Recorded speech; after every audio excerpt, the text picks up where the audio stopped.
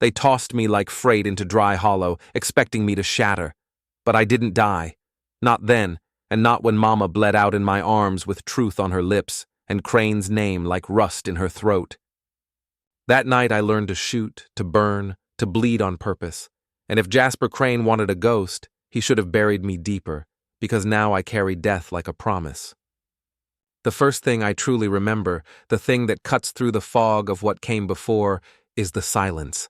Not a peaceful quiet, mind you, but a heavy, suffocating blanket that pressed in on me after the last mournful chug of the train engine faded into the vast, indifferent prairie night. Dry Hollow Junction. Even the name tasted like ash and despair on my tongue, a curse whispered on a wind that seemed to carry no other sound.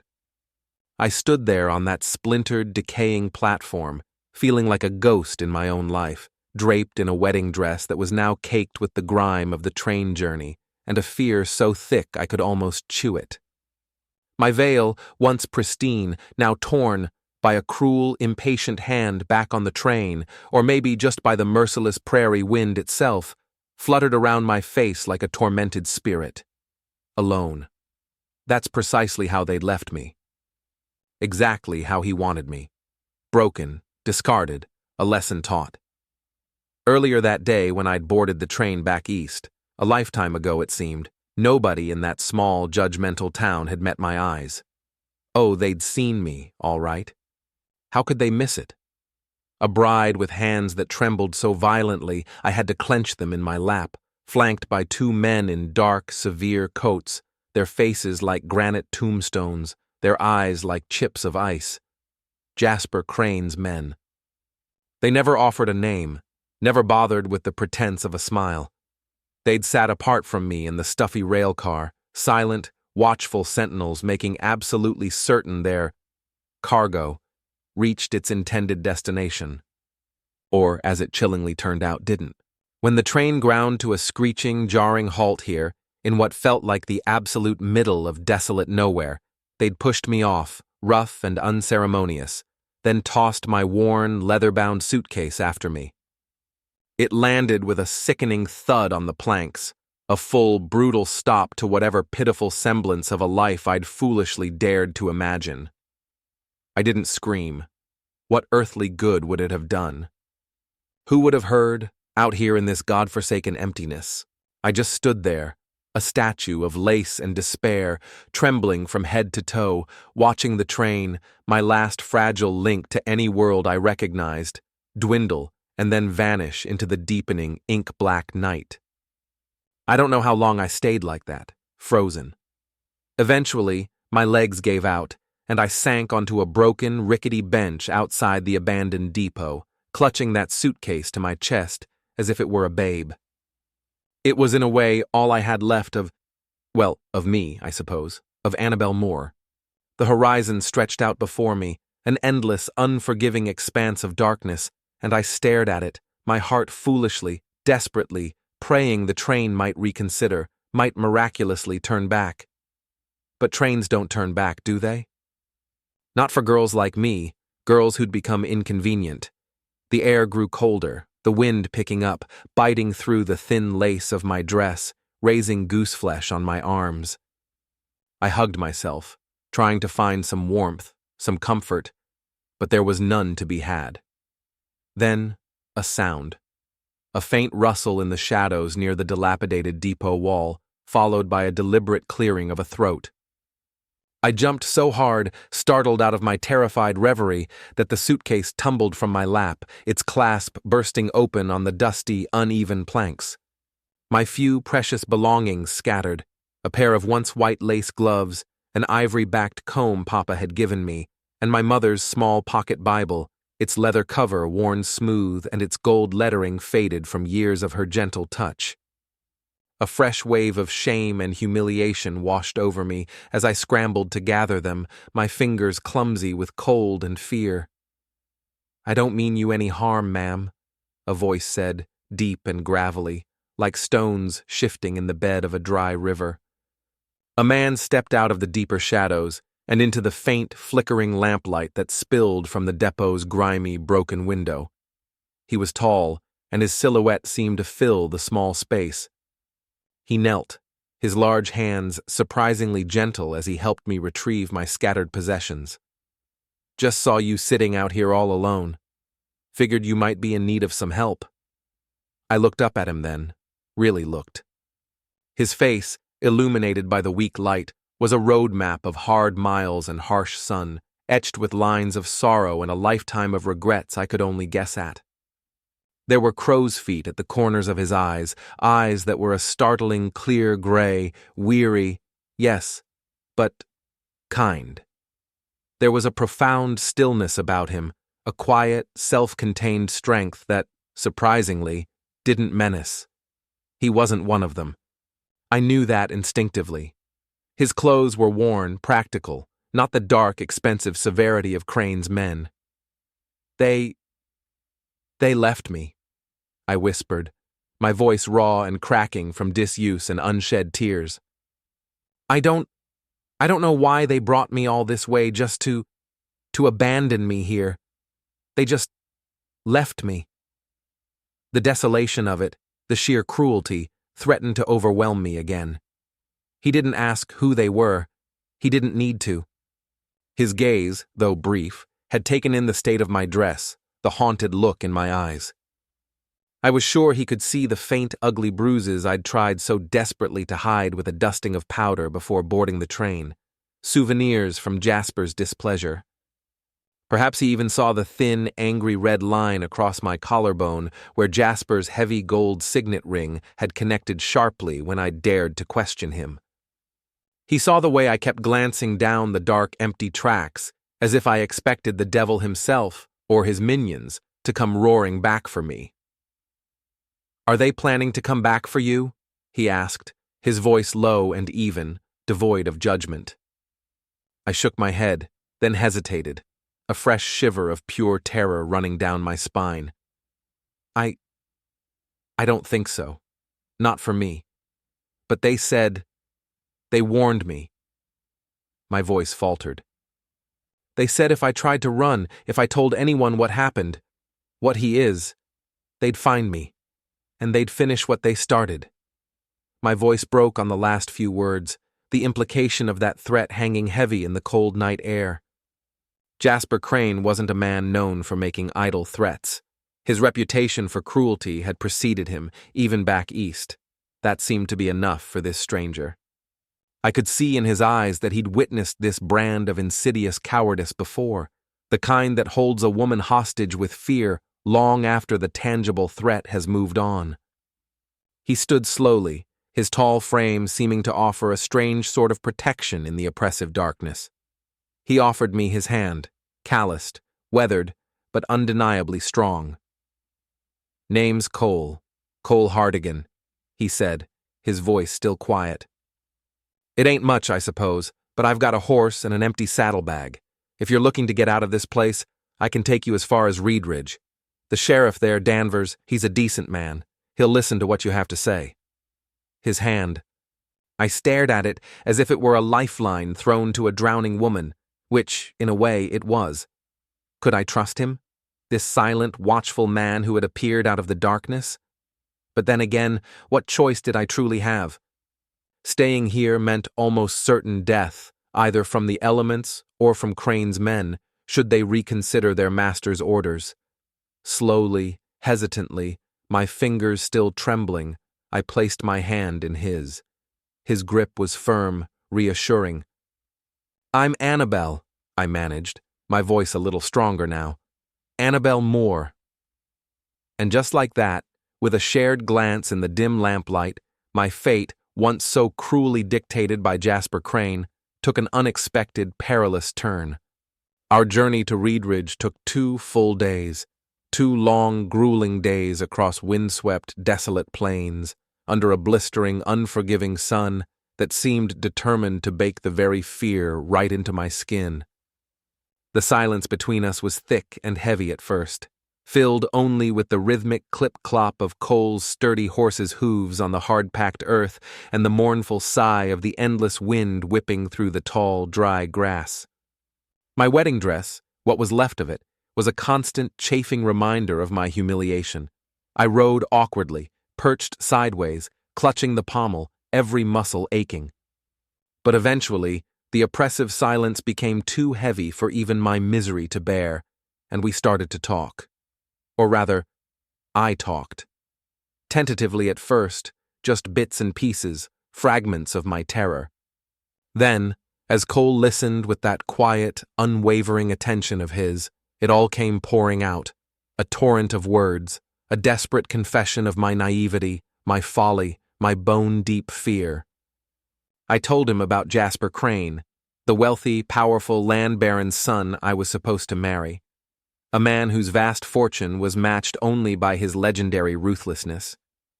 He'd wanted a bride, yes, but more as a pretty, biddable ornament to adorn his sprawling estate, a symbol of his status, not a wife to share his life, his thoughts, his heart. He'd essentially bought me, I explained, my voice thick with shame. My father, a good, kind man, but broken by mounting debts after a series of devastating crop failures and ill-advised investments, had made a desperate deal to save our small, beloved farm. I was the currency. He said it was a good match, Annie girl, Papa had told me, his eyes clouded with a deep, unreadable pain I hadn't fully understood back then. Mr. Crane is a man of means. He'll take good care of you, ensure your future. Papa had died not long after that agreement was struck, a sudden virulent illness that the local doctor couldn't quite explain. Now, in the harsh light of my current predicament, I found myself wondering, with a cold dread, if Crane had somehow had a hand in that too, a convenient way to ensure his claim on me was absolute, with no troublesome father-in-law to interfere. When I started to have second thoughts, I confessed to Cole, my voice dropping to barely a whisper, the memory still sharp and painful. When I realized the true nature of the man I was shackled to, when I tried to leave, to run away before the wedding ceremony could take place, his men found me. They were waiting. They dragged me to the train, treating me like an animal. One of them said Jasper wanted me to have a long, uncomfortable journey to reflect on my disobedience, my ingratitude. Then they just dumped me here, at Dry Hollow, like a piece of unwanted cargo. Cole listened, his expression largely unreadable, his gaze mostly fixed on the dusty trail ahead. He didn't say much, just nodded occasionally, a small, almost imperceptible movement. But I saw a muscle tighten in his lean jaw when I spoke Jasper Crane's name, when I detailed some of his cruelties. That name, it seemed to resonate with him, like a discordant, jarring note in a song he knew too well. The Crane family, he said finally, his voice flat, devoid of inflection but carrying a weight of knowledge. They've carved a bloody, brutal path through these western territories for years. Got more land than any one family has a right to, and they bury their secrets deep, usually with anyone who uncovers them. If you've crossed Jasper Crane, Annabelle, truly crossed him, he won't let it go easily. His words, stark and unadorned, chilled me to the very bone, yet, paradoxically, a strange sort of grim calm settled over me too. At least now I knew the full name of the monster who haunted my steps, and for the moment I wasn't facing him, or his shadow, entirely alone. Reedridge, when we finally limped into it on the evening of the second day, offered no immediate sanctuary, no welcoming haven. The sheriff, the decent man named Danvers whom Cole had spoken of with cautious respect, was away, leading a posse up north, hunting a band of rustlers who'd been plaguing the local ranches. His deputy, a fresh-faced young man who looked barely old enough to be out of short pants, let alone wear a star, just shrugged helplessly and said we'd have to wait. Could be days, could be a week, he'd offered with a notable lack of concern. Cole, his face set in grim lines, rented us rooms at the town's small, rather dilapidated inn, the only one Reedridge boasted. One room for me, at the end of a dimly lit hall, and one for himself, strategically placed nearer the stairs. He paid for mine from a worn leather pouch. "You get some rest, Annabelle," he said, his gray eyes searching mine, a hint of concern in their depths. You should be safe enough here for tonight. I'll keep an ear out. I wanted desperately to believe him, to let go of the knot of fear that had been coiling in my stomach for days. But that night, trouble, as it so often does when you least want it, found us. It came quiet and mean. I was in my small, stuffy room, staring out the grimy window at the dark, deserted street below, when I heard the distinct sound of soft, deliberate footsteps in the hall outside my door. I froze, my breath catching in my throat. Then I heard Cole's low, steady voice, firm, but not overtly aggressive. Ain't seen no one fitting that description around here. A chilling pause. Then another voice, this one cold, smooth, and laced with an unmistakable menace. You quite sure about that, friend? Cole's reply, delivered with a steely finality, sure as hell I am. The footsteps hesitated, then receded down the hall and out of the inn. I didn't sleep a wink after that. I sat bolt upright in the hard, narrow bed, my heart pounding like a trapped bird against my ribs, until the first pale gray light of dawn painted the sky in dreary hues of approaching day. Cole knocked softly on my door just as the sun finally managed to peek over the distant, jagged horizon. His face was grim, his eyes shadowed with lack of sleep. We can't stay in Reed Ridge, he said without preamble. Those men, the ones from the train or more like them, they came calling last night, asking about a girl in a wedding dress. The law's not here to help us, and this town's too small to hide in for long. We need to move on, and soon. He told me then about an old, secluded cabin he knew of, a hunting lodge he hadn't used in years, nestled deep in the wilderness near a place called Bitter Creek. It's remote, Annabelle, he explained, his voice low. Well off the beaten path. Crane's Reach, his network of spies and hired guns, it's weaker out there.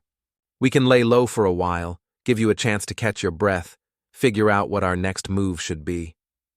So, we rode out again, leaving Reed Ridge cloaked in the pre-dawn mist, heading deeper into the wild, untamed country. For a blessed while, a few weeks at least, things were quiet at Bitter Creek. We hunted for our food, or rather, Cole hunted, and I learned to prepare what he brought back. We drank cool, clear water from the creek that gurgled nearby. And at night, we'd sit outside the small, rustic cabin, watching the stars, so many stars, blazing like scattered diamonds on black velvet in the vast, silent sky. It was a harsh, primitive life, certainly nothing like the genteel existence I'd known back east, but it was real, tangible. And in that harsh, demanding reality, I began to find a flicker of something I thought Jasper Crane had extinguished in me forever. Strength. Resilience. Cole began to teach me how to shoot his heavy Winchester rifle. My hands were terribly shaky at first, the recoil of the powerful weapon jarring my shoulder, the loud report making me flinch. But with each shot I fired into the trunk of a fallen pine, I felt a tiny bit less helpless, a fraction more in control of my own destiny. Cole was an unexpectedly patient teacher, his instructions always clear, calm, and concise. He never pushed, never judged my initial clumsiness. He simply corrected my stance, my grip, my aim with a quiet persistence. Breathe, Annabelle, he'd say, his voice a low rumble. Don't fight the gun. Become part of it. And slowly, I started to see more of the man behind the stoic, watchful facade. The way his eyes would sometimes soften when he looked at a particularly fiery sunset. The gentle, almost tender way he spoke to his horse, a big, steady gelding named Buck. He even started to tell me a little about himself, in brief, clipped sentences, about his past as a tracker for the army, about losing too many friends in forgotten skirmishes, about the deep, unhealed regrets that seemed to haunt his waking hours. He was a man running from his own legion of ghosts, I realized, just as I was running from mine. Perhaps that was why we understood each other, in a way, without needing many words. The fire popped like distant gunshots. Every crackle made me flinch. We sat shoulder to shoulder on cut logs, pine smoke curling into the endless dark. Cole stirred the coals with a stick. Funny thing about ghosts, he muttered, eyes fixed on the embers. They only haunt the weak parts of you. I sipped tin-cup coffee that tasted of soot. Thought you didn't believe in ghosts. Didn't say I didn't believe, just said I was tired of feeding 'em. He angled that storm-gray stare my way. That wedding dress, Annabelle, still hid in your bag? Heat prickled my neck. Why does it matter? Because ghosts cling to cloth. A long pause, the wind sighing through ponderosa needles. We burn it at first light. I traced the rim of the cup. And if I'm not ready? You're already ready. You just don't know it yet. Silence settled, heavy, but not cruel. Somewhere an owl called, lonely as any prisoner. I wanted to ask who Cole burned for in his sleep, whose names he carved into the night when he thought I couldn't hear. Instead, I swallowed questions and let the quiet wrap around us like a threadbare blanket. Dawn bled over the ridgeline, soft and pink, too gentle for what we meant to do. Cole stacked stones into a fire ring, struck flint. Flames licked dry needles, growing bold. I dug the dress from the suitcase. Once it had been snow-white, stitched with tiny pearls. Now the lace was gray, ripped, smelling of sweat and iron rails. My hands shook harder than the day I was shoved off that train. Cole watched, but didn't crowd me. Last chance to keep the ghost. Let it starve. I drew a breath that tasted of frost, then tossed the bundle into the blaze. Flames snatched silk like a starving dog. Pearls burst with soft pops. The skirt blackened, curled inward, became something skeletal and strange. Smoke spiraled upward, sharp, chemical, final. Cole's voice was low. Feel lighter? I feel angry. The admission shocked me. And free. Good. He tossed in a fistful of sage. The fire hissed, exhaled sweet scent. Anger'll keep you alive. Freedom'll keep you moving. I expected tears. None came, only a fierce clarity, as if the world had shed old skin. For 3 days the cabin felt different, brighter, almost safe. We hunted, mended tack, learned the weight of each other's silences. Sometimes I'd catch Cole staring into the pines, jaw working like he was chewing regret. I didn't pry. He didn't volunteer. Then came that 4th morning, the hawk's scream tearing the sky. Cole halted mid-swing, axe hovering over a cedar round. My pulse spiked. What is it? He sniffed the wind. Something wrong with the noise. Birds went quiet after that hawk. I reached for my revolver, thumb brushing the worn wood grip. You're scaring me. Rather scare you now than bury you later. He strode downhill toward the creek, boots soft on damp duff. I followed, senses prickling. Beyond the cottonwoods, the bank showed chaos, mud sliced by a dozen boot prints, water still clouded from hooves.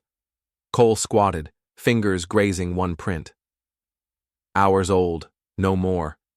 He pointed to a deeper gouge. Man favoring his right leg, that's Clay Dobbs, Crane's tracker. Blood iced in my veins. How many?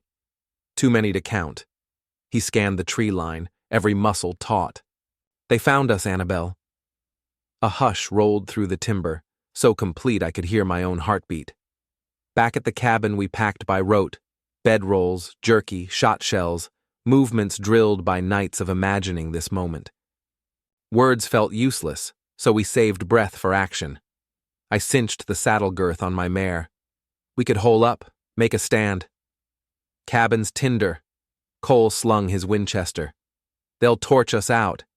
Better to move than fry. He pressed a spare cartridge belt into my hands. Load every chamber, then load your courage. Last longer. Where are we heading? Dust Root Pass. Narrow, cannonades all noise. We can vanish or fight on our terms. And if they corner us there? He met my eyes. Then they'll meet 2 ghosts who ain't hungry anymore. A small, wild laugh bubbled up, half terror, half thrill. Let's ride. We left no fire, no tracks if we could help it, just cold ash of a burned dress and 2 shallow bed prints. Hooves moved at a silent trot through granite and fern. The forest felt like a lung-holding breath. Midday haze turned the trail silver. Cole kept glancing back, listening for pursuit.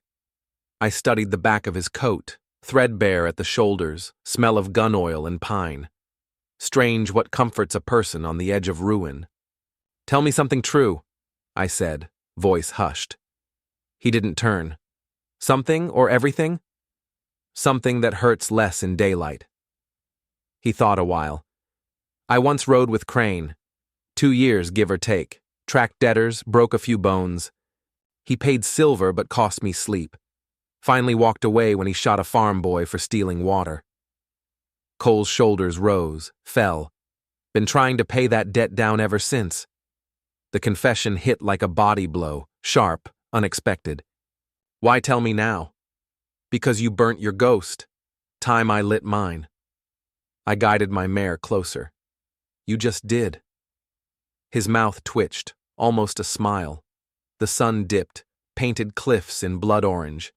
Dustroot Pass waited ahead, a slit of red rock winding into shadow. My gut churned. Cole dismounted, checked cinches. "We go in single file. Echo's tricky. Every whisper sounds like thunder." I pulled the carbine from its boot. "I've got 10 rounds. That enough?" "If you pick targets, careful." He scanned the rim. "Keep eyes high. Vultures show you where death happened last." Wind whistled through the cut, bringing the metallic taint of distant cookfires. Crane's men were closer than comfort, farther than certainty. I swallowed. "We might not leave this pass." "Maybe not." Cole patted Buck's neck. "But we'll leave a story." We led the horses into the canyon, walls towering like rusted iron.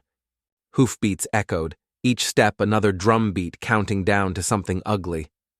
I breathed slow, 4 in, 4 out, like Cole taught me during target practice. Behind us, the sky bruised purple. Ahead, darkness pooled. And somewhere in that gathering gloom, Jasper Crane's hunger prowled, still certain the world owed him a bride. I thumbed back my hammer, heart steady for the first time since Dry Hollow. "Come collect, you bastard. Let's see whose ghosts walk out of this stone throat alive." Dustroot Pass crawls up on a rider the way fever crawls up a horse, slow at first, then all at once. We'd been pushing west since dawn, heat wavering off the stone like spilled lamp oil.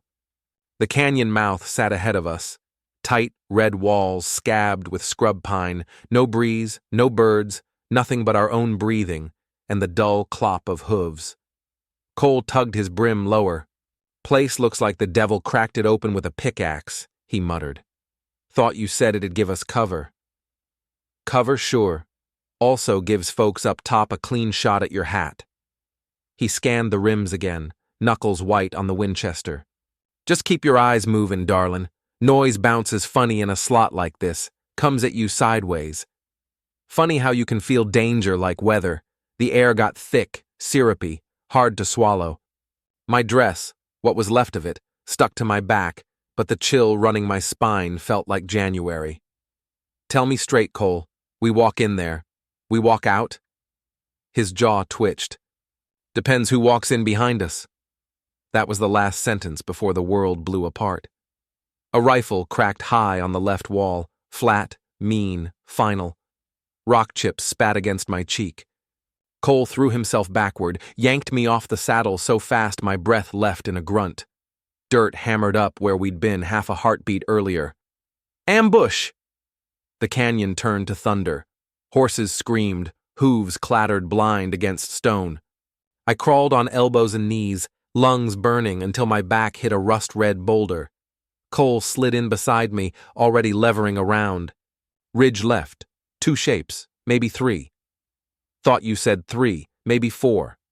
Math's slippery with bullets flying. He snapped the lever, fired. Metal meeting stone somewhere above, a man's oath ripping across the gulf. Keeps getting worse the longer we argue.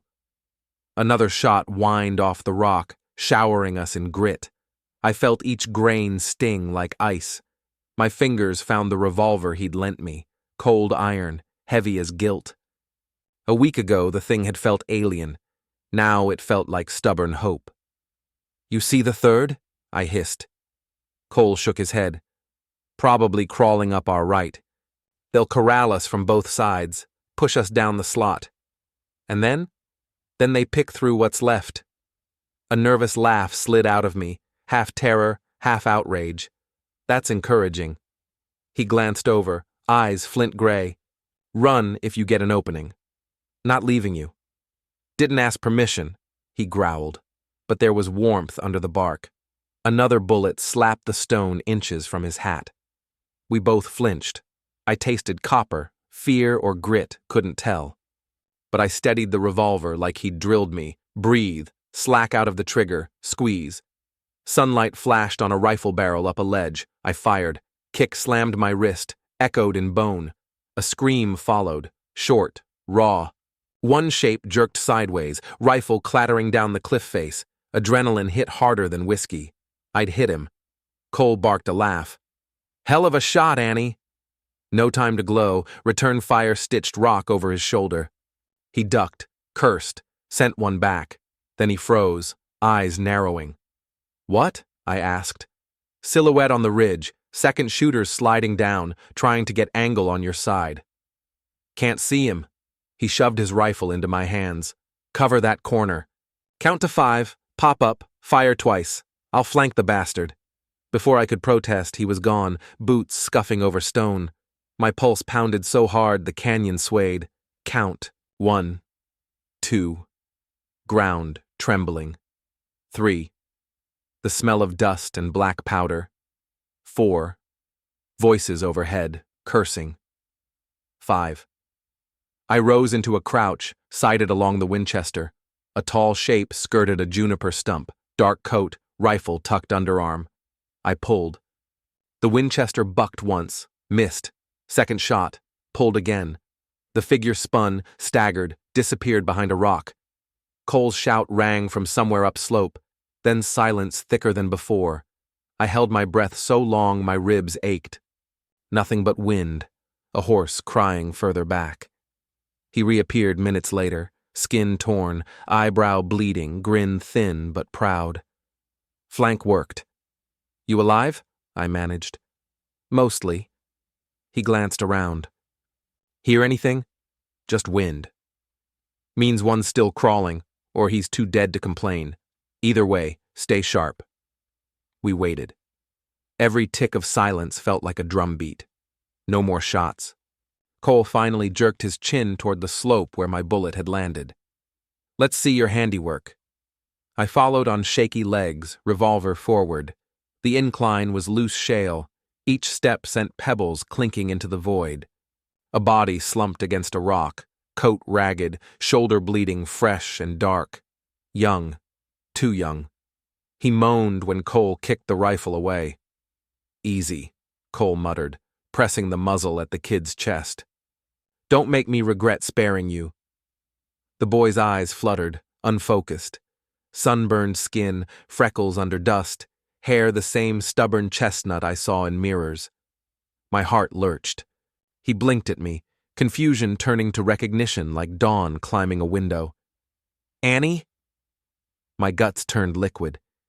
Who calls me that?" "He does," the boy rasped, pointing a trembling finger weakly at himself. "Tommy, Tom, Belle." World shifted sideways. Papa's voice from years ago. "You're all I've got now, Annie girl. Mama's grave that never had a body. Yet this boy wore my father's jawline, my mother's eyes." "No." My whisper cracked. Cole tightened his gun. "You know this girl, kid? She's my sister." He coughed blood. "Didn't know. Swear it on Mama's Bible, mister." Cole glanced at me. "Truth?" I tasted salt. Tears? Sweat? I don't know. Knees gave. I knelt, stared into the boy's panic. "Mama died when I was 3. Papa said—" "He lied," Tom croaked. "She left, took me south, said she had no choice." "Why work for Crane?" Cole barked. "Never met Crane. Foreman hired us day labor," said runaway thief. Worth good money. He smiled, bitter. Turns out I'm the thief. Blood bubbled at his lip. Adrenaline faded, pain set like cement. I tore fabric from my torn skirts, pressed to his shoulder. Cole scanned the canyon. We patch him, we're slower, Crane's dogs'll smell us. I snapped, he stays. He's not dying for Crane's lies. Cole studied me, gauging if the scared bride had truly died in the flames of that burned dress. Something in his eyes shifted, respect, maybe resignation. All right, but if he tries anything, he won't, I cut in, voice trembling but iron. He's family. Tom grabbed my wrist, grip weak.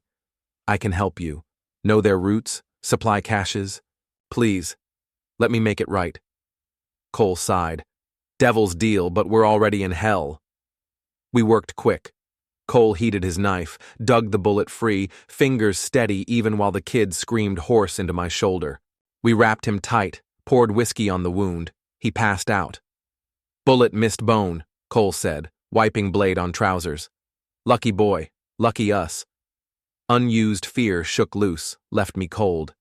Cole, if Mama lives, we'll find her, he said. But first we haul out before more riders crawl these rims. I stared down the canyon, wind whistling through cracks like voices of the dead. Could Tom be lying? Could Crane have staged this? Doubt gnawed, but the resemblance was a knife pressed to truth. Family in a place I'd sworn I had none. Cole hefted Tom across Buck's empty saddle. Mount up. Pass narrows up ahead. We clear it before dusk. I swung into the saddle, revolver still warm on my thigh. The canyon felt different now, same stone, same heat, yet everything uprooted. I'd shot blood from my own kin. I'd felt the line between survival and sin blur until I couldn't say where mercy ended and murder began. We rode toward the pass, hoofbeats echoing off red walls like distant war drums. Behind us, 3 bodies cooled in the dust, men chasing a bounty built on lies. Ahead waited more guns, more ghosts, and maybe a mother who'd traded one child to save another. I tightened reins, whispered to the wind, keep him alive. Keep us all alive long enough to learn why love turns to bullets out here. The wind didn't answer. Winds never do. But it carried our story forward, through the choke of Dust Root Pass, toward whatever reckoning waited on the other side. Cole sliced the sleeve with his belt knife, the blade steaming from the quick pass through the fire. Flesh parted, blood welling dark. Tom sucked air, teeth rattling. Quit thrashing, bullets clean through. Cole's tone could have scraped rust. You dance, I dig deeper. Tom bit down on the leather strap he'd been handed. Muffled grunt. Sweat beaded his lip even in the chill. I held the lantern close. You sure you're not carving him up worse? Cole shot me a look. Want to do it yourself? No. My voice trembled. Anger, fear, I couldn't tell. Just don't kill the only family I have left. Didn't know you had any. He yanked the slug free, flicked it into the dirt. There. Stitch later. Wrap now. He pressed a wad of whiskey-soaked cloth to the exit hole, then wrapped his bandana tight. Blood seeped, but slower. Tom spit the strap, panting. Feels like you used a shovel. Shovels tomorrow if you lie again. Cole knotted the bandage. Talk. The kid's eyes darted to me. I swear, Annie, Crane's name never crossed lips back at camp. Sykes said you were a thief. Some ranch girl pinched silver. Easy bounty. And you didn't question why that thief raided 4 rifles? Cole barked. Pockets were empty. Belly, too. Tom's gaze dropped. Hunger's a tough debate, partner. I sank onto a stump. Papa never mentioned you. Never said Mama lived. He thought you died of fever. Tom wiped tears and rain from his cheeks with the same hand. Mama let him think it. Said it had hurt him less than truth. What truth? That Crane wanted her first. She ran before he could take her. Took me south under Mama's name, hid with kin. Cole jammed a fresh round into his revolver. Crane's reach don't stop at the county line. Man loves unfinished work. Tom shivered despite the fire. He found us 2 winters back, burned the place, said next time he'd burn slower. Mama fled again. I drifted, rail gangs, trail crews, till the foreman promised pay. Didn't know the devil carried that ledger. Silence settled, crackling like pine knots. I stared at the blood on my hands, his blood, my blood. Same color, same iron smell. Cole tossed me the water skin. Clean up, decide fast. We cut him loose or drag him north. You'd leave him? He slows us. Cole's gaze never blinked.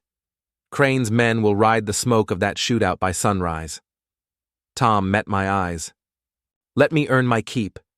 I know their waypoint at Ghost Mesa, ammunition, grain, spare horses. We torch it, we take their teeth. I studied him, boyish freckles beneath grime, but something harder behind them now. If you're leading us into another trap, he pressed my hand to the bandage. I'm bleeding proof I switched sides. Cole kicked dirt onto the fire until it guttered low. Vote, Mrs. Hardigan. Mrs. Hardigan. The title sat strange, heavy, but real. I swallowed. He rides. Cole nodded once. Pack light, moon's up. We move. Wind cut through the flats like a rusty saw as we swung out of the moon-washed basin and started the climb. Sand hissed under our boots, horses snorting at the grade. You sure this trail's here and not a fever dream? Cole muttered, Winchester loose in his hand. It's here, Tom grunted. Just keep your toes pointed. He half laughed, half wheezed when pain caught his rib. I hooked a hand under his good arm. Save the jokes for sunrise. Sunrise? He spat dusty saliva. If we're alive by sunrise, I'll quit cussing for a year. Cole snorted. Mark that in blood. Might be all we've got left to sign with.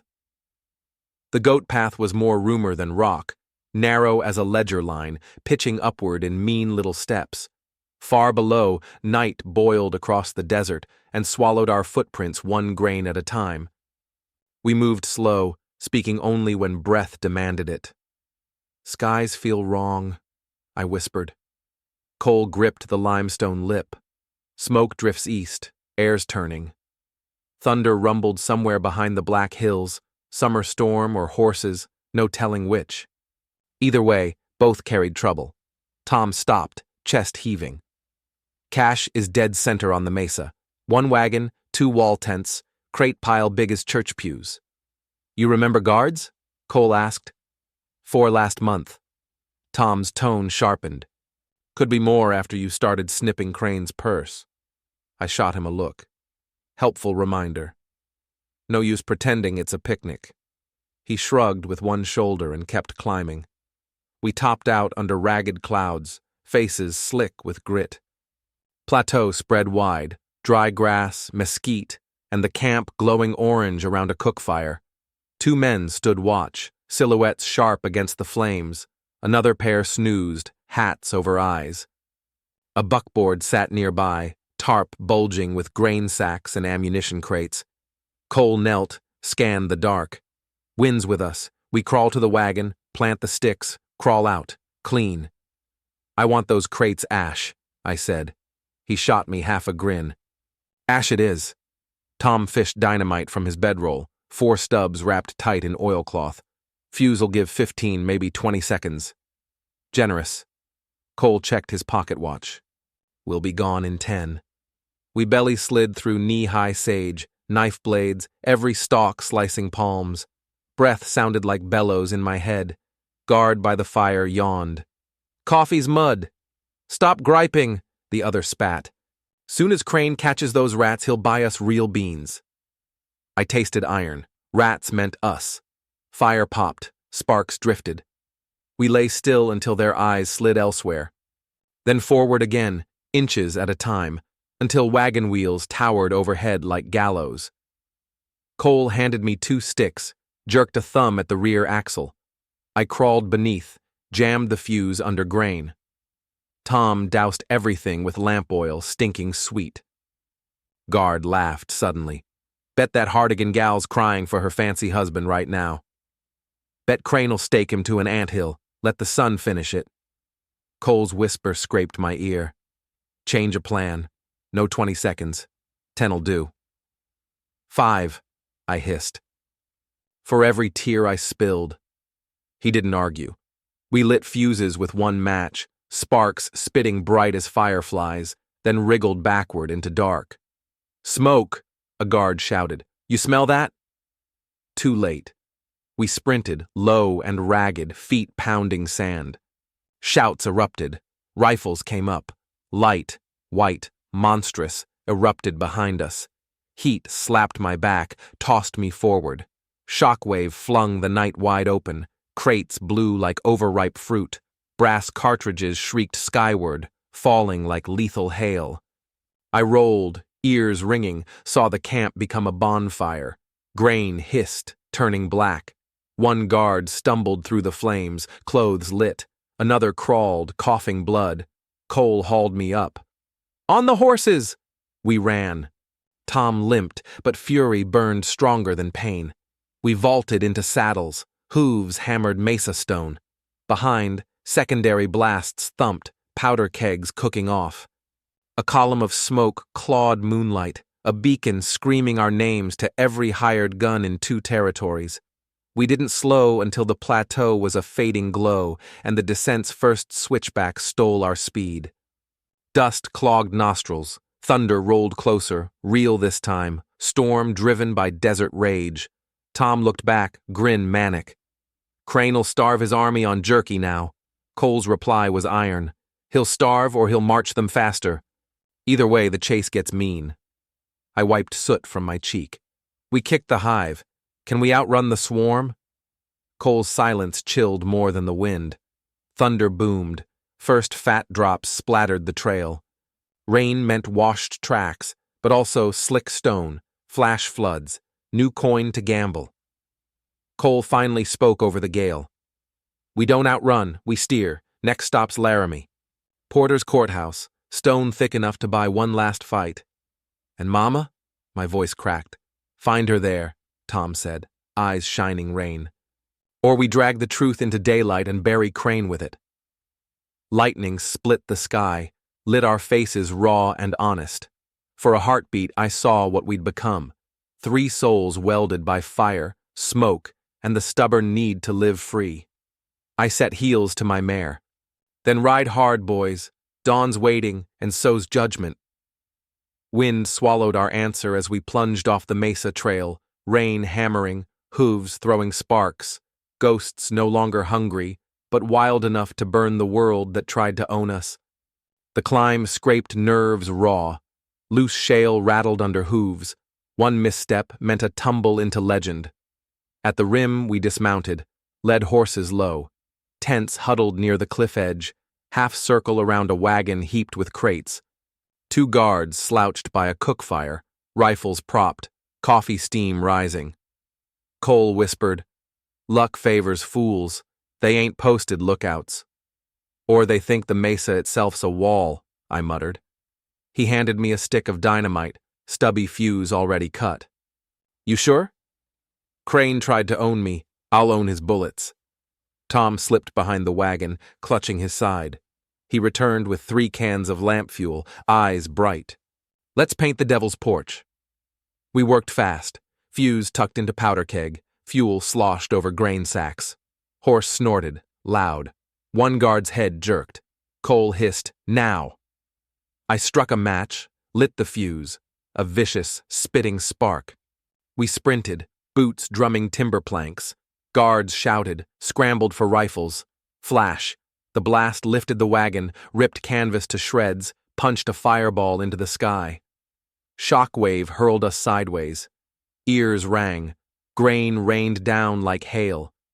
Horses screamed. Gunfire snapped wild, blind panic. I rolled, leveled my revolver, fired twice. Silhouettes crumpled against the blaze. Cole dragged me behind a boulder, Tom sliding next to us. Flames chewed the supply camp, boxes popping, powder crackling. Heat seared our faces even at 20 yards. Cole peered through the glare. No horses left for him, he said, satisfaction grim. Tom winced as the wound soaked fresh red. Maybe Crane'll feel that in his wallet. He'll feel it in his belly when his men start marching. Cole reloaded, eyes on the horizon. Sun's up. We ride east. Fast. Once the smoke's spotted, hell will follow. I stared at the black plume twisting skyward. Signal fire, war banner, proof we'd drawn first true blood. Mama might still be out there, alone. Crane would come harder now, wounded pride driving him. But for the first time since I'd been shoved off that train, I felt the rhythm of choice in my pulse. Cole touched my shoulder. You ready, Mrs. Hardigan? I holstered the revolver, swung into the saddle, and met the rising sun head on. Let's finish what Papa never could. Let's bury Crane, and every lie he told with him. Hooves thundered toward Laramie, carrying 3 souls stitched together by gunfire, guilt, and a single stubborn hope. That blood could be redeemed, and freedom won if we were hard enough to pay the price. One moonless evening, as we were making a cold, fireless camp in a secluded, narrow box canyon, a new, unexpected figure emerged silently from the deepest shadows, moving with an almost supernatural grace. It was a woman, tall and whip-lean, dressed in practical buckskins, a repeating rifle slung easily over her shoulder, and 2 heavy Colt revolvers holstered low on her hips. Her eyes, the startling color of summer storm clouds, were sharp, intelligent, and intensely appraising. She moved with the lithe, deadly grace of a she-panther. Cole Hardigan, she said, her voice surprisingly soft, almost melodious, yet carrying an unmistakable underlying edge of tempered steel. It's been a long, long time. Cole, who had been tending to Tom's dressing, tensed instantly, his hand instinctively dropping to the butt of his own holstered gun. Isadora, he said, his voice low, wary, and laced with a note of unwelcome surprise. What in the hell do you want? Isadora. The name sent an involuntary shiver down my spine. I'd heard hushed, fearful whispers of her in trail towns and around lonely campfires. Isadora Crane, a notorious and highly effective bounty hunter, known for her relentless pursuit and deadly accuracy. But why was she here? Was she after us? After Cole? Relax, Hardigan. I'm not after your handsome scalp, she said, a ghost of a wry smile playing on her lips. Her keen gaze shifted to me, then to Tom, taking in our weary state, Tom's bandaged shoulder. I'm after Jasper Crane. Her smile vanished, replaced by a look of cold, unadulterated venom. He owes me. A debt far greater than mere money. She paused, letting her words hang in the tense air. Then she dropped the bombshell that rocked my already reeling world. He was my husband once, a long time ago. My jaw literally dropped. Jasper Crane's first wife? I, like everyone else, had heard the stories, that she had perished tragically in a mysterious fire at their ranch years ago. Isadora saw the profound shock on my face and gave a short, bitter laugh. Oh, he likes to tell people I died in that convenient fire, she said, her voice laced with a corrosive bitterness. The truth is I ran, after he showed his true, monstrous colors, after he tried to break me, just like he tries to break every woman he desires. I've been hunting him ever since, Annabelle, biding my time, waiting for the right moment, the right leverage, to utterly destroy him and everything he's built on lies and blood. She'd been tracking Crane's men, she explained, hoping they'd eventually lead her to the man himself. She'd seen our desperate fight in Dust Root Pass from a hidden vantage point, had witnessed Tom's surprising defection. You 3, she said, her piercing eyes narrowed in calculation. You're a significant thorn in his side, a much bigger one than you probably realize. And you, girl? She looked directly at me then, her expression unreadable. You're the one he's currently obsessed with, his newest, prized property. Her words were harsh, brutal even, but beneath them, I sensed a strange, unexpected current of understanding, of shared experience. We have a common enemy, a common goal. Maybe we can help each other achieve it. An alliance with the infamous Isadora Crane, It was a dangerous, almost unthinkable proposition. She was a killer, a woman who lived outside the law. But she knew Jasper Crane intimately, his habits, his routines, his psychological weaknesses, and she possessed her own shadowy network of informants and allies. She could potentially help us get to Laramie, help us face him on more equal terms. Cole was visibly hesitant at first, his distrust of Isadora, and perhaps her past connection to Crane, palpable. But I saw the undeniable logic in her proposal. "We need all the help we can possibly get, Cole," I said, my voice firm. He looked from me to Isadora, then back again, and finally nodded slowly, a silent, reluctant agreement. Isadora traveled with us from that point on, a silent, watchful, and incredibly capable presence. She taught me more about survival in those harsh lands, about fighting with a cold, calculating cunning I hadn't known before. She was a different kind of strong than Cole, fiercer, perhaps more outwardly ruthless, driven by a deeply personal vendetta. But beneath her hardened, cynical exterior, I sensed a profound, unhealed pain, a burning desire for justice that mirrored my own growing resolve. She told me more about Crane's sprawling empire, how it was meticulously built on a foundation of lies, intimidation, theft, and outright murder. She knew the secrets of his finances, the names of the corrupt officials in his pocket, the precise locations of the many skeletons hidden in his gilded, opulent closets. She was the key, I began to realize with a dawning sense of hope, to not just surviving Jasper Crane, but to truly, permanently, destroying him and his evil legacy. We finally, after what felt like an eternity of dodging and running, reached the outskirts of Laramie.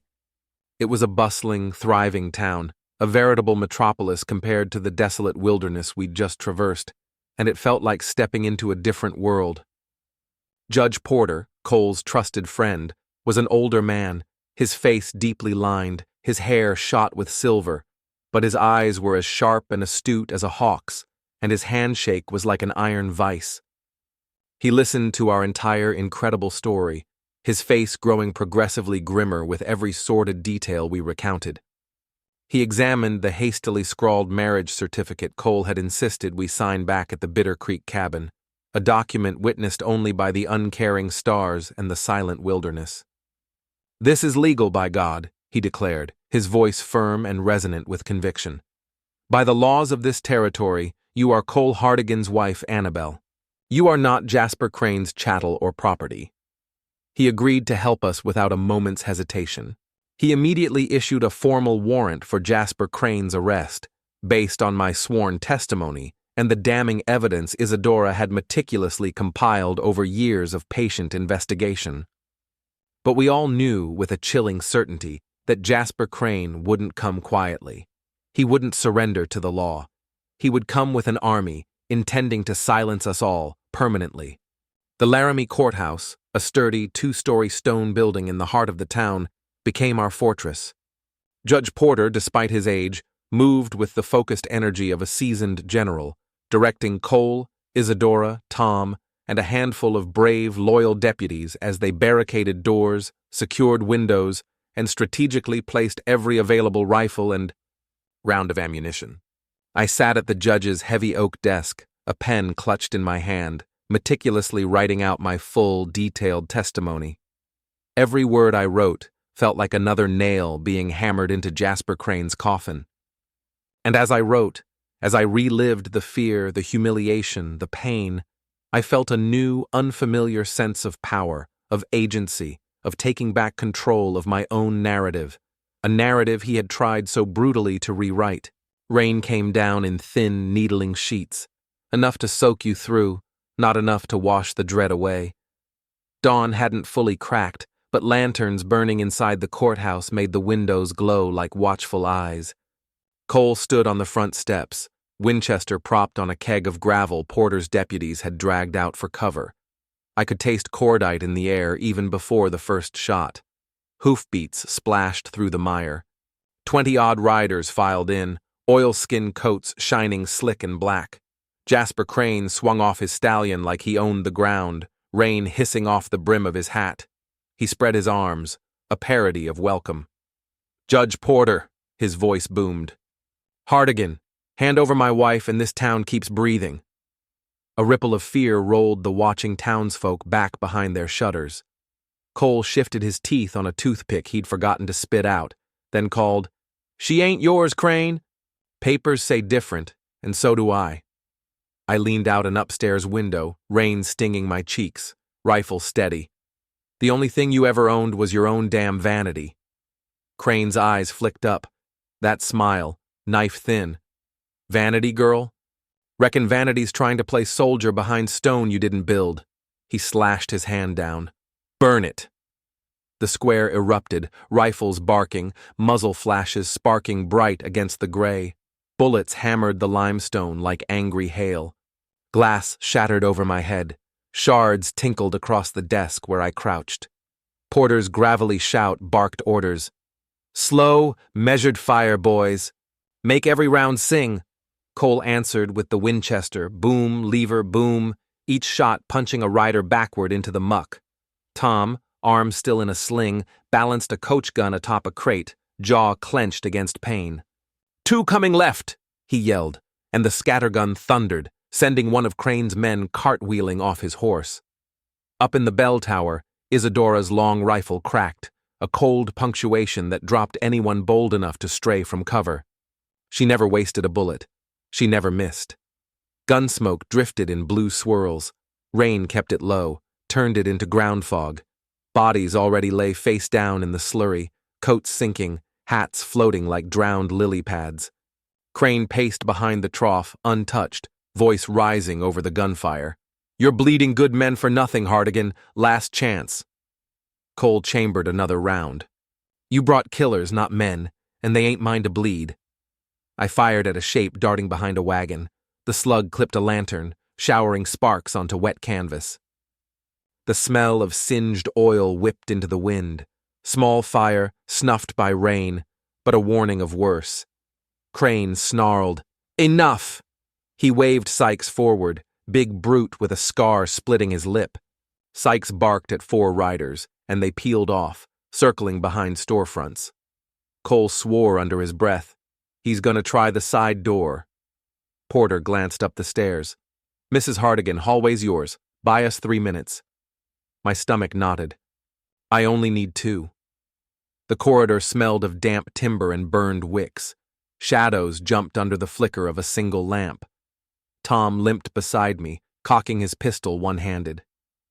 "Let me go first," he whispered. "You can barely lift that arm." "Doesn't matter. I owe Crane a little blood." We reached the back vestibule just as the latch rattled. A boot hammered the panel, once, twice, then the door burst inward, hinges screaming. Sykes led the charge, coat flaring like a vulture's wings. He saw me and laughed. "There's my runaway rabbit," I answered with lead. First shot took the man behind him, straight through the eye. Second slammed Sykes in the thigh. He roared, dropped to a knee. Tom, paler than death, still managed to pull his trigger. The report echoed like a thunderclap in that tight space, ripping Sykes's revolver from his grip. But there were more. Footsteps thudded on warped planks. I started to retreat, heart jackhammering. That's when a frail shape lurched from an office doorway, gray shawl, wet skirts, terror in her eyes. Mama. I froze, time fractured. She reached for me. "Annabelle, run!" Gunfire blazed. Mama jerked, crimson blooming across her chest. She took another stumbling step, hands already dark with her own blood, and shoved me hard enough to slam my back into the wall. Sykes' second bullet whistled over my head, splintered the frame. "No," she gasped, voice a shredded whisper. "No more cages for my girl." She sagged. I caught her, knees buckling, fingers pressed to the wound, warm lifeblood pumping between them. Her eyes fluttered, seeking mine. "Forgive." The word broke off with her breath. The world narrowed to a ringing in my ears. Rage tunneled my vision. I laid her gently, stood, and leveled the rifle. Sykes saw the look in my eyes. Tried to scramble back, slick boots skidding. Too slow. I walked him with shots, chest, throat, forehead, until the hammer clicked on an empty chamber. The hallway smelled of cordite and raw iron. I wanted to scream, but my throat locked. Cole's hand gripped my shoulder. Annie. One word, steady anchor in a storm. I swallowed the scream, nodded, reloaded with shaking fingers. Tom knelt beside Mama, tears cutting channels through grime. "We'll finish it," he rasped. Behind us, flames crackled. Oil hurled against the west wing, just like she'd warned. Smoke rolled under the rafters, meeting gun smoke in a choking embrace. Back in the main hall, Porter coughed through his bandana. Fire's climbing fast. "Roof'll go in 10. He gestured to deputies towing buckets from the cistern, but powder flashes still lit the windows. "We end Crane now or burn with the docket." Cole slung the Winchester, drew his 6-gun. "Then we end him." I followed, boots splashing through doorway puddles. Outside, rain had eased to a spit, but heat from burning pitch steamed the square. Crane stood alone now, his army scattered dead or fled. Mud to his knees, hat gone, eyes wild. "You're a ghost, Crane," Cole called. "Best lie down." Crane laughed, a scraping sound. "Ghosts don't bleed." He reached for his pearl-handled pistol. My finger tightened just as a single rifle shot cracked from above. Crane jerked, eyes huge. Blood spread under his vest. He turned, stunned, and saw Isadora striding out the bell tower door, rifle still smoking. "For the life you ruined," she said, voice flat as the horizon. Crane lifted his gun, or tried to. Isadora put a second round through his heart. He folded into the mud, face first, crown sliding off like cheap tin. Silence swallowed the square, only hiss of rain on burning tar. Lights flickered in dim windows. Townsfolk held collective breath. Porter exhaled, shoulders drooping. "It's done." I stared at Crane's body, smoke curling from the hole in his coat. Rage cooled into something colder. Grief, relief, I couldn't tell. Cole slipped his hand into mine, rough, warm, real. "Your mama bought this moment," he said softly. "Let's make sure it counts." Isadora approached, eyes bleak. She met my gaze, nodded once, an apology, a salute, I wasn't sure which. Then she turned to the shadows, already a myth on the move. Thunder rumbled beyond the hills, but the rain eased, like the sky had spent its anger. Somewhere a bell tolled, 1, 2, calling the town back to itself. I knelt beside Mama's body later, under the portico she'd never lived to leave, and promised her the fire died with Crane. No more cages. Not for me, not for anyone. Justice was muddy, loud, and smelled of smoke, but tonight it had a pulse, and it beat in my chest. Grief, raw and overwhelming, threatened to consume me, to drag me down into a black abyss of despair. But there was no time for sorrow, no time for tears. The fight was not over. Jasper Crane, the architect of all this pain, was still out there, still a threat. I looked at Cole, my eyes, I'm sure, blazing with a cold, unholy fury. "He will pay for this, Cole," I said, my voice raw, shaking with emotion. "He will pay for my mother. He will pay for everything." Cole simply nodded, his own face a grim mask of determination, and handed me a fresh supply of cartridges. We fought our way back to the main hall of the courthouse. The once stately room was now in shambles, furniture overturned, windows blown out, the air thick with the choking stench of gunpowder and something else. Smoke. My mother's warning. Crane was indeed trying to burn us out. Outside, the intensity of the gunfire had, if anything, increased. Isadora's long rifle cracked repeatedly, methodically, from her vantage point in the bell tower, her shots continuing to take a heavy toll on Crane's dwindling forces, keeping them from making a concerted rush on the front entrance. Then, a sudden eerie lull in the fighting.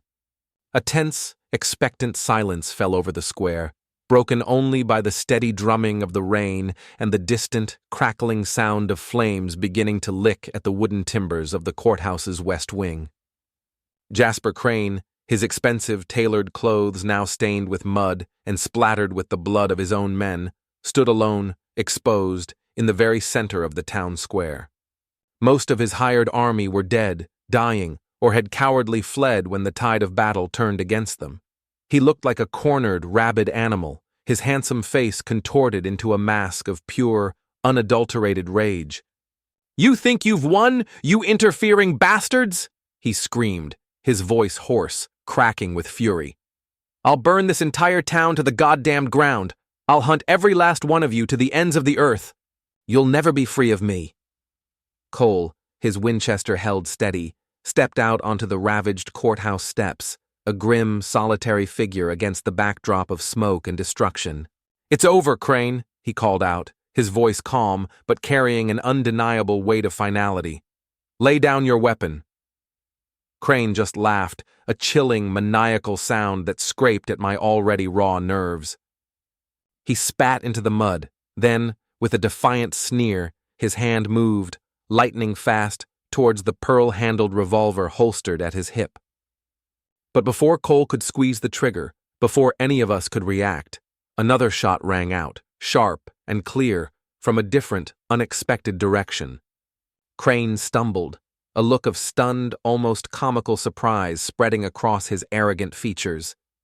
He clutched at his side, his eyes wide with disbelief as dark blood began to seep rapidly through his fingers. He turned, slowly, his movements suddenly clumsy, to see Isadora Crane walking calmly, deliberately, towards him from across the muddy square, smoke still curling lazily from the barrel of the Colt she held extended in her steady hand. She must have come down from the bell tower during the lull, unseen. "This is for the life you stole from me all those years ago, Jasper," she said, her voice cold, devoid of all emotion, yet carrying clearly across the rain-swept square. "And for all the other innocent lives you've casually destroyed to feed your insatiable greed and ego." Crane stared at her, his face a grotesque mask of hatred and dawning fear. He tried to raise his own gun, to fire one last defiant shot, but his strength was clearly failing him. His arm wavered, then dropped. Isadora didn't hesitate. She didn't flinch. She fired again. The shot was true, unerring. Jasper Crane, the man who had haunted my nightmares for so long, the man who had tried to own me, to break me, body and soul, collapsed face first into the filthy mud of the Laramie town square, his reign of terror finally, blessedly, at an end. A profound, almost deafening silence descended upon the square, broken only by the relentless drumming of the rain on the muddy ground and the distant, heartbroken sobs of a woman who had lost her son, one of Crane's men, in the senseless fighting. It was over. Truly, definitively over. Slowly, cautiously, the surviving deputies emerged from the courthouse, their faces grim but etched with a weary relief. Townsfolk, who had barricaded themselves in their homes, began to peek out from behind their shuttered windows, then to emerge into the square, their expressions a mixture of fear, shock, and dawning disbelief. Judge Porter, his face smudged with gunpowder and grime, his clothes torn, put a trembling hand on my shoulder. "He's gone, Annabelle," he said softly, his voice thick with emotion. "Jasper Crane is gone. You're free, child. You're finally free." In the days and weeks that followed, Laramie slowly began to heal its physical and emotional wounds. Testimonies poured into Judge Porter's makeshift office in the still-standing part of the courthouse, not just from me, Cole, Isadora, and Tom, but from countless others whom Jasper Crane had victimized over the years. Ranchers whose land he'd stolen, merchants he'd blackmailed, families he'd destroyed. His once feared empire of greed and terror crumbled into dust, its foundations exposed as nothing but lies and brutality. My mother, Eleanor Moore, was buried in the small Laramie town cemetery, in a quiet spot beneath a whispering cottonwood tree.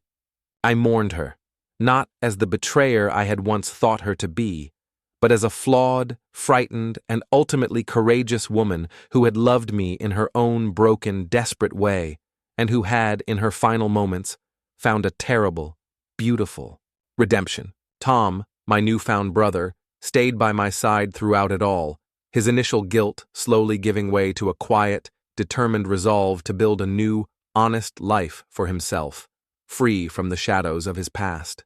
Isadora, her long-sought revenge finally complete, collected the substantial bounty that had been placed on Jasper Crane's head, dead or alive. Then, with a curt nod to Cole and a rare, fleeting smile for me, rode out of Laramie, a solitary, enigmatic figure disappearing once more into the vast western horizon, leaving behind yet another legend in her wake. Judge Porter, true to his word, officially recorded my marriage to Cole Hartigan in the Laramie County Ledger.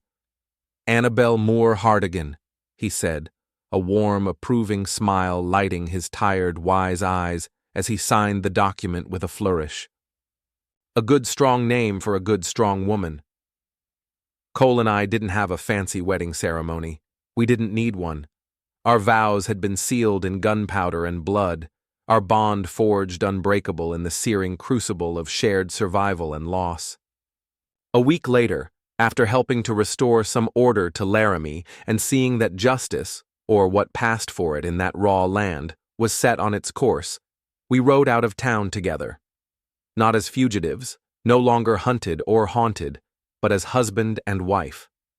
Heading west again, not to run, not to hide, but to find a quiet place to build a life, a place to finally, truly, call home.